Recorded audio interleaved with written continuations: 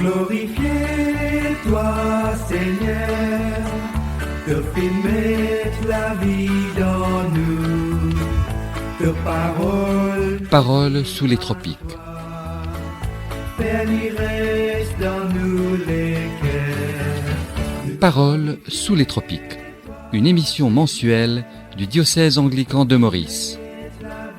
Dans nous, te parole ne dit mal toi, Père, il reste dans nous les cœurs. Paroles sous les tropiques est une émission qui vous est présentée chaque dernier mercredi du mois. Mauvais nature, mais quand même, toi appelle-nous, parce qu'il te content nous glorifier, toi, Seigneur, te fais mettre la vie dans nous, te parole nous dit mal toi, Père, il reste dans nous les cœurs. Amis auditeurs, bonsoir et bienvenue à Paroles sous les tropiques. Dimanche dernier, l'Église dans le monde a célébré la fête de Christ roi, marquant la fin de l'année liturgique.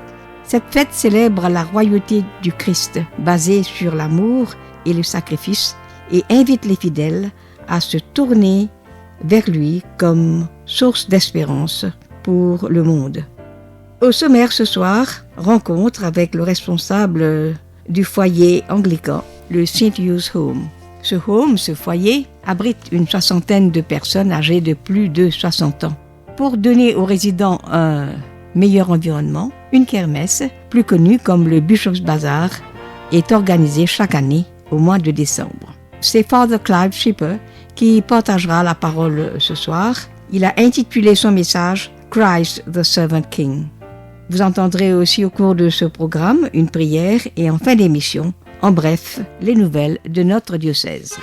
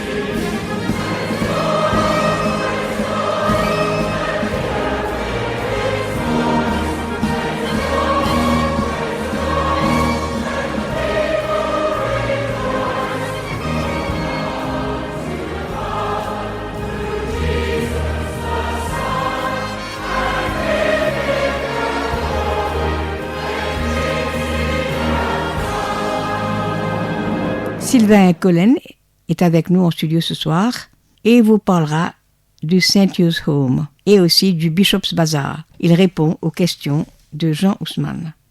Chers auditeurs de Paroles sous les tropiques, bonsoir. Notre invité ce soir est un invité habituel de notre émission mensuelle. En effet, il vient régulièrement chaque année nous inviter au Bishop's Bazaar, une fête organisée depuis des décennies par le diocèse anglican de Maurice. Ceci afin de lever des fonds pour le St. Hugh's Home qui se trouve à Rosilles. Notre interlocuteur, et comme vous l'avez bien deviné, est Sylvain Collen. Il est administrateur du St. Hugh's Home, un pensionnat pour nos personnes âgées. M. Collen vient cette année encore nous parler du Home anglican, de son fonctionnement, mais aussi, il profitera pour nous rappeler les projets futurs, s'il y en a, du pensionnat. Pour ces changements qui requièrent du financement, Sylvain Collen vient à nouveau vous inviter à cette activité annuelle de levée de fonds, communément appelée, je le répète, le Bishop's Bazaar, qui aura lieu le dimanche 7 décembre prochain. Laissons donc la parole à M. Collen, l'administrateur, nous éclairer un peu plus sur cet établissement anglican qu'il dirige avec beaucoup de dynamisme et de combativité. Bonsoir, M. Sylvain Collen. Auditeurs, bonsoir mon ami Jean. Je suis très content d'être sur votre plateau ce soir afin de pouvoir vous parler un peu du St. Hugh's Home, du Bishop Bazaar, du travail qu'on fait qui consiste à nous occuper des personnes âgées, car le St. Hugh's Home est une organisation du diocèse anglican de Maurice qui gère une maison de retraite. Et cette maison de retraite, nous mettons beaucoup l'emphase sur le bien-être, la santé, la sécurité des seniors. L'âge des résidents sont entre 60 à 100 ans. D'ailleurs, l'année prochaine, nous aurons, je l'espère, le plaisir d'avoir au moins encore 2 centenaires, ce qui n'est pas mal du tout et qui nous remplit de fierté, bien sûr. Et en tant qu'administrateur, je m'occupe à m'assurer que ces aînés sont correctement traités par les travailleurs en ce qui concerne la nourriture, les soins, etc. Et je m'occupe aussi de la gestion et de l'administration générale de l'institution. Qui n'est pas une mince affaire, je dois dire. Mais tellement passionnant. Je vous comprends. Alors, dites-moi, quel est le nombre de pensionnés, M. Collen, qui y résident? Alors, actuellement, nous avons 64 résidents, 57 dames et 7 messieurs.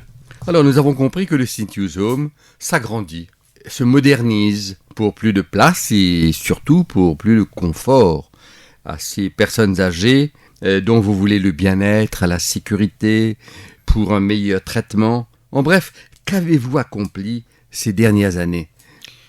Ces dernières années, nous avons mis beaucoup l'emphase sur les soins. Car, voyez-vous, aujourd'hui, les résidents sont de plus en plus âgés. Et plus âgés, ça veut dire bien souvent avoir à gérer certaines maladies qui ne sont pas faciles, notamment la démence, des problèmes de tension, des problèmes cardiaques. Et c'est là où maintenant les maisons de retraite ne sont plus des maisons de retraite à titre résidentiel seulement. Il y a beaucoup le côté d'infirmerie, ces soins que nous devons donner continuellement à ces résidents qui souffrent de multiples maladies. Donc, nous devons avoir affaire à des professionnels, que ce soit dans le domaine de la médecine, du paramédical et tout. Et ces gens doivent être bons dans leur domaine, quand nous n'avons pas le droit à l'erreur. Malheureusement, ça a un coût. Les professionnels doivent être payés convenablement. Et les travailleurs doivent être payés convenablement. Ce qui fait que nous avons remarqué, ces dernières années, une hausse constante dans nos coûts d'opération. Mais, envers et contre tout, nous avons pu nous maintenir à flot jusqu'à l'heure. Et nous voyons que les choses s'annoncent bien pour le futur. Nous n'avons aucune appréhension. Il faut dire que les soins sont aujourd'hui de plus en plus onéreux. Et dites-moi, comment faites-vous pour financer à la fois un budget de fonctionnement de ce pensionnat et de l'autre, en même temps, avoir cette vision d'améliorer, d'agrandir, de moderniser. Il vous faut quand même une aide financière imposante. Définitivement. Aujourd'hui, si vous parlez de développement, nous voyons, nous entendons construction. Aujourd'hui, faire une construction n'est pas facile. Ça demande beaucoup d'investissement que nous n'avons pas facilement sous la main. Mais tout est une question de calculation, est une question d'organisation. D'organisation, mais je dirais aussi, non, il faut oser. Il faut oser, mais ça, tout en sachant dans quelle direction que vous allez. Pouvoir peser vos risques et savoir comment vous allez aller de l'avant. Mais dites-moi, Monsieur Collen, est-ce que vous avez des sponsors, par exemple? Alors, nous avons pas mal de compagnies qui nous aident aussi de temps en temps. Nous avons des bénévoles qui nous viennent en aide. Nous avons pas mal de compagnies aussi qui viennent, surtout là, comme vous voyez actuellement, nous sommes en période de pré-Noël. Donc beaucoup de compagnies viennent dans le cadre de leur CSA pour rencontrer les résidents afin d'améliorer un peu leur quotidien et tout. On va se recentrer un petit peu, si vous voulez bien, Monsieur Collen, sur cette activité du 7 décembre, sur laquelle vous comptez énormément. Vous vous attendez à des recettes. Et qu'est-ce que vous souhaiteriez justement réunir comme fonds pour cette journée récréative au bénéfice de nos aînés? Alors là, je dirais, the sky is the limit. Nous aurions aimé récolter le plus d'argent possible, mais nous devons rester aussi avec les pieds bien sur la terre, car les gens d'aujourd'hui, ils viennent nous soutenir, mais ils n'ont pas les moyens extraordinaires non plus. Mais disons que cet argent va directement dans un fonds de développement. Cet argent ne va pas aller dans notre fonds de roulement mensuel. C'est un argent que nous mettons de côté et que nous accumulons depuis quelques années déjà, qui constitue une réserve pour les projets d'investissement. J'espère bien que ces projets ne vont pas tarder, parce que l'année prochaine, nous pourrons déjà commencer à nous agrandir. C'est une bonne nouvelle, c'est-à-dire vous envisagez le futur avec beaucoup d'espoir. Donc, y a-t-il une communication, parce que vous vous attendez à voir le maximum de personnes, de toutes les communautés, enfin de tous les Mauriciens qui peuvent bien entendu se déplacer, ils savent que c'est pour une bonne cause. Est-ce que vous avez fait une démarche de communication pour conscientiser l'île Maurice, les paroisses, les églises, les autres communautés? Alors certainement, nous avons mis certaines communications sur les réseaux sociaux afin d'inviter le plus grand nombre de personnes à venir nous rejoindre. Nous avons une affiche qui a été postée sur les réseaux sociaux. Et nous allons venir avec des affiches encore plus pertinentes la semaine prochaine, c'est-à-dire à l'approche de l'événement. Parce que sur les sites internet, nous voyons que ça marche très très bien. Parce que je reçois des appels. Je reçois des appels de personnes me dire « Ah, vous savez, mais moi j'ai envie de participer dans telle ou telle activité que vous allez faire. » Donc déjà, il y a un retour. Nous avons eu le cas d'une personne qui organise des karaokés, parce que cette année-ci, nous avons pensé à faire un karaoké. Elle m'a téléphoné, elle me dit, écoutez, je viens vous donner un coup de main. C'est très bien. Donc, il y a du volontarisme derrière. En tant qu'administrateur, rappelez personnellement vous-même le lieu, la date, où ça va se tenir exactement à Rosille, s'il vous plaît. Alors, le Bishop Bazaar aura lieu le 7 décembre 2025. C'est un dimanche, hein? C'est un dimanche. À partir de 9h30, il y aura une messe qui va durer jusqu'à peu près vers les 11h du matin. Et à ce moment-là, après la messe, c'est là que l'évêque, Monseigneur Sténio André, va ouvrir le Bishop Bazaar. Et à ce moment-là, nous pourrons avoir accès à toutes les échoppes et les activités, tous les divertissements. Et ça va durer jusqu'à fort tard dans l'après-midi? Alors, nous pensons jusqu'à 4h. Très bien. Merci pour ces détails, Monsieur Collen. Pour clôturer ce court entretien, je vous laisse la parole pour un court rappel à tous ceux et celles qui nous écoutent ce soir et qui souhaiteraient peut-être prêter main forte à cette démarche caritative. Effectivement, donc nous faisons un appel à tous ceux et celles qui voudraient bien nous soutenir. Parce que gérer une maison de retraite, avoir des projets de développement, avoir une vision, maintenant, il faut qu'on se donne les moyens de pouvoir les mettre en chantier et les réussir. Et pour cela, nous avons besoin du coup de main de tout un chacun, notamment les personnes, donc d'abord les résidents eux-mêmes, les parents des résidents, qui peuvent nous donner un coup de main. En venant assister, il y a les parents, il y a les amis, et nous avons le maximum de personnes afin que nous puissions réunir les fonds nécessaires. Et là, au site Andrews, nous vous promettons que ce sera une journée qui sera très divertissante, qui sera très accueillante. Venez vous faire plaisir et surtout venez en famille. L'entrée est gratuite, donc tout le monde est bienvenu. Très bien. Donc au St. Andrews, le 7 décembre, entrée gratuite pour une journée de fête et une journée de contribution en même temps pour les aînés, pour ce pensionnat, le St. Hugh's Home qui se trouve à Rosille. Alors merci encore Monsieur Sylvain Collen pour ce temps passé à Paroles sous les tropiques. Nous souhaitons plein succès à cette belle initiative annuelle en faveur de nos aînés. Paroles sous les tropiques vous accompagne dans votre effort de dévouement en faveur de ces seniors, comme on les appelle, ou des aînés, si vous le voulez bien. Merci encore, Monsieur Collet. Bonsoir. C'est moi qui vous remercie. I love you, Lord. Oh, your mercy never fails me.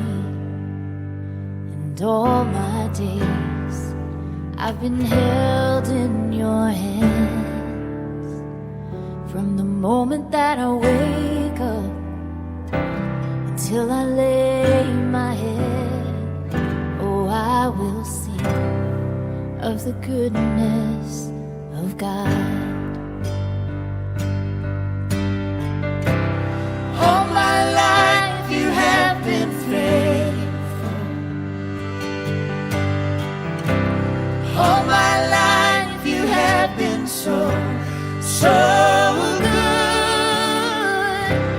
With every breath that I am able, I will sing of the goodness of God. C'est le révérend Clive Schipper qui partagera la parole. Comme je vous l'avais dit, il a intitulé son message « Christ the Servant King ». Il fait référence à l'évangile de Saint Luc au chapitre 23, les versets 33 à 43, que voici. Lorsqu'il fut arrivé au lieu appelé Crâne, ils le crucifièrent là, ainsi que les deux malfaiteurs, l'un à droite et l'autre à gauche. Jésus dit, « Père, pardonne-leur, car ils ne savent ce qu'ils font. » Ils se partagèrent ses vêtements en tirant au sort. Le peuple se tenait là et regardait. Les magistrats se moquaient de Jésus en disant « Il a sauvé les autres, qu'il se sauve lui-même, s'il est le Christ, l'élu de Dieu. » Les soldats aussi se moquaient de lui, s'approchant et lui présentant du vinaigre. Ils disaient « Si tu es le roi des Juifs, sauve-toi toi-même. » Il y avait au-dessus de lui cette inscription « Celui-ci est le roi des Juifs. » L'un des malfaiteurs crucifiés l'injuriait, disant « N'es-tu pas le Christ? Sauve-toi toi-même et sauve-nous. » Mais l'autre le reprenait et disait « Ne crains-tu pas Dieu, toi qui subis la même condamnation? Pour nous, c'est justice, car nous recevons ce qu'ont mérité nos crimes. Mais celui-ci n'a rien fait de mal. » Et il dit à Jésus « Souviens-toi de moi quand tu viendras dans ton règne. » Jésus lui répondit « Je te le dis en vérité, aujourd'hui tu seras avec moi dans le paradis. » Évangile du Christ. Louange au Christ notre Seigneur. Écoutons à présent Father Clive. May I speak in the name of God, who is Father, Son, and Holy Spirit. Today we celebrate the feast of Christ the King on this, the last Sunday before Advent. It is somewhat unexpected to be hearing this crucifixion story so late in November. So how do we bridge the gap from the crucified Christ to the soon-to-be-born infant Jesus? Imagine two travelers in the forest in a storm. There is darkness with flashes of lightning. One looks up at the sky and curses. The other looks on the lightning as a blessing because from that light he can see the path. And that is life. We use what could be considered a stumbling block as a stepping stone. The travelers remind us of the two thieves. Both were in the darkness of their lives of crime and in the darkness of their crucifixion. One cursed the darkness. The other saw a ray of light from the presence of Jesus, the friend of sinners. His humble confession went to Jesus' heart. It won for him forgiveness and a place in heaven. On that day, there were three groups of disappointed people at the foot of the cross. Firstly, there were the crowds, because they had expected Jesus to be a different kind of Messiah. They thought he was a liberator and had celebrated his arrival on Palm Sunday. However, he was now hanging on a cross, dying, humiliated, a victim of the injustice and wickedness he had fought against. They just stayed there, watching. They cannot understand how a man who goes to his death without reacting can possibly be the long-expected king. He is an upright person after all. Why doesn't God intervene to save him? The writer of the Gospel is showing us a crowd of people, confused people, at the foot of the cross. He is telling us that these are not the people who are responsible for the death of Jesus, because a few verses later he will remark, when all the crowds who had gathered for the spectacle saw what had happened, they went home, beating their breasts. Then there were the leaders of the Jews who had expected heaven to send down someone capable of saving Israel with power and might. They had expected a warrior king. This man couldn't even save himself. He'd rather attack them with their brand of religion. So why doesn't Jesus give them the proof that they ask for? Why not just come down from the cross and really confuse them? Why doesn't he work the miracle? Wouldn't it be better if he miraculously convinced all about his identity and prevented a horrible crime? Doubtless, if Jesus were to come down from the cross, they would be ready to believe him. But what would they believe? In a strong and powerful God who defeats and humbles his enemies and who instills fear and respect? This is not the God of Jesus. If he were to come down from the cross, he would be betraying his mission. He would be approving the false idea of God that the spiritual leaders have in their minds. He would be confirming that God is the God that the powerful leaders of this world have always worshipped because he is like them, strong, arrogant, oppressive, and violent. The soldiers were there, but they were just really poor people who had been torn from their families and who, for little money, were sent to oppress and exert violence on other peoples whom Rome considered its enemy. Far from family and friends, they basically lost all feeling for humanity and oppressed the weak. They're not innocent, but they themselves are victims of the folly of their commanders. They must just obey orders. They cannot express their opinions, and they just repeat what they hear their commanders say. If you are king of the Jews, save yourself. They're accustomed to force and violence, and they try to get Jesus to react or respond to their violence. But Jesus refused. Instead, he asked his Father to forgive them. In their eyes, Jesus was a loser. The other thief on the cross thought that if Jesus really was the king, Jesus would remove him from his crucifixion. But he was disappointed. So, all are disappointed, except for that second thief. He is the only one who recognizes Jesus as the expected king and calls him by name. He said, Jesus, remember me when you come into your kingdom. He saw Jesus as a friend of those who had gone wrong in life. He's not expecting Jesus to miraculously free him. He only asks to be allowed to be with him for the last moments of his life, that life of evil and crime. Jesus, remember me. These are the words from the thief on the cross, as it is also a cry from each one of us. Because we remember how Jesus had said that the temple was going to be destroyed, and we realize that the temple he was referring to was his body, but he was going to be remembered. And so we are so aware of the irony also of that sign at the top of the cross, INRI. Jesus of Nazareth, King of the Jews. So where are we? Are we also standing at the foot of the cross with disappointment? In what are we disappointed? We shouldn't be disappointed because Jesus did warn us that we would face trials and tribulations. But what he also emphasized was that God is in control. God is the King of love and forgiveness, a King who cares about the poor and oppressed, the vulnerable and the weak. Or are we asking with humility and repentance that he would remember us when he comes into his kingdom? That repentant thief gives us hope, especially to those of us who would approach the end of our lives and think that we have nothing that we can feel good about. Even at the 11th hour, there exists the possibility of letting that sunshine in. Salvation is always a gift from God. God who gives it freely to those who admit or acknowledge that they are poor and ask for it with empty hands and expectant hearts. And Advent is our time of preparation for the coming of the King when we acknowledge his birth. So may God bless us with that hope that Christ the King will remember us with love and mercy when he comes into his kingdom. Amen. From heaven you came, helpless babe.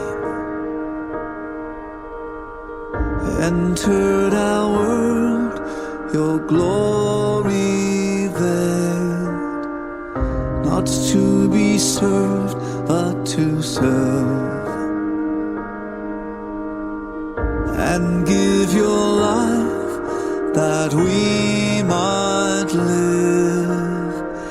This is our God, the servant King. He calls us now to follow Him, to bring our lives as a daily offering of worship to the servant King. There in the Garden of Tears, my heavy load He chose to bear. His heart with sorrow was torn. Yet not my will, but yours, He said. This is our God, the servant King. He calls us now to follow Him, to bring our lives as a daily offering of worship to the servant King. Come see His hands and His feet, the scars that speak of sacrifice,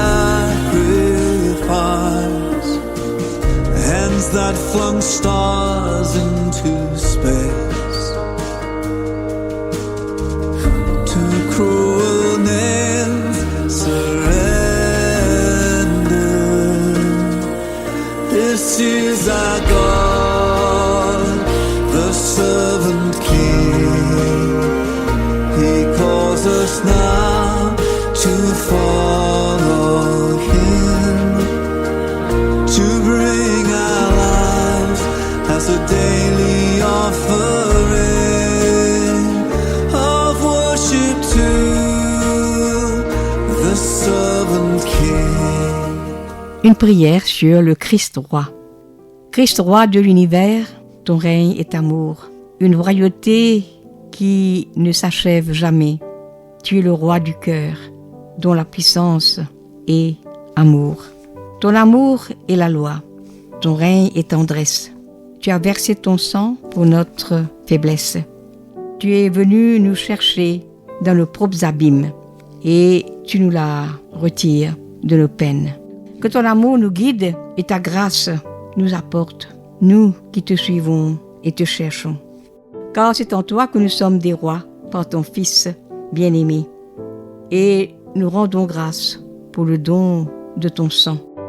Notre espoir est en toi, notre joie est ton nom. Christ roi des rois, éternel est ton nom. Amen. Nous terminons avec quelques nouvelles de notre diocèse.